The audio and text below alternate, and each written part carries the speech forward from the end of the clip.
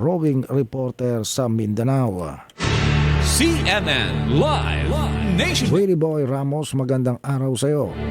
Magandang araw din Ariel, magandang araw Pilipinas, mayong adlaw mga taga Mindanao, tinataya nga abot sa standard value na 12.1 milyong pisong smuggled cigarettes ang nasabat ng 1st Misamis Oriental Provincial Police Mobile Force Company at Intelligence Unit habang nagpapatrolya ang mga ito sa Purok 5, Barangay Candies, Bayan ng Magsaysay, Lalawigang nabanggit. Karga ng isang wing van ang mga kontrabandong nakaparada sa naturang lugar na tila nagdududa ang mga otoridad dahil sa mali ang pagkaparada ng sasakyan at walang early warning device. Sinubukang buksan ang naturang wing van ng mga pulis at dito tumambad ang kahong-kahong walang dokumentong sigarilyo at mang bilangin umabot sa 322 kahon.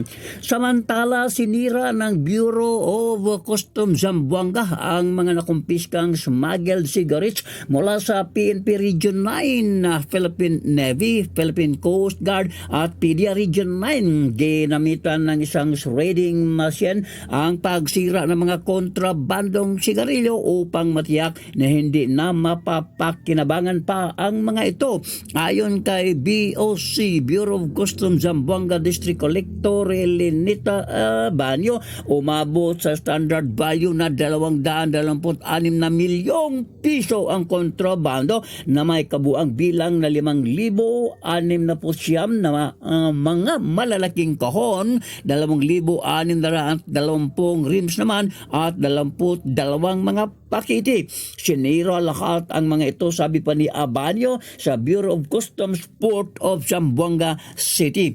Samantala, halagang 50 milyong piso naman na smuggled cigarettes ang nalimas ng Dato Audiencia Suat Maguindanao del Norte Municipal Police Station sa isang bakanting lote sa sitio Turugan, Barangay Dinaig Proper, bayan ng Dato Audiencia Suat Maguindanao del Norte, kasamang alkalde ng naturang bayan sa ginawang inspeksyon ng mga kahong-kahong sigarilyo na ayon sa alkalde isa itong malaking epekto sa mga negosyante ng sigarilyo na nagbabayad ng buwis at tinuturing din ng alkalde na isang malaking sindikato. Well, Ramos, sa maraming reporter ng Mindanao Radyo, kalikasan ng City Base ng ulat ng live para sa CNN Pilipinas.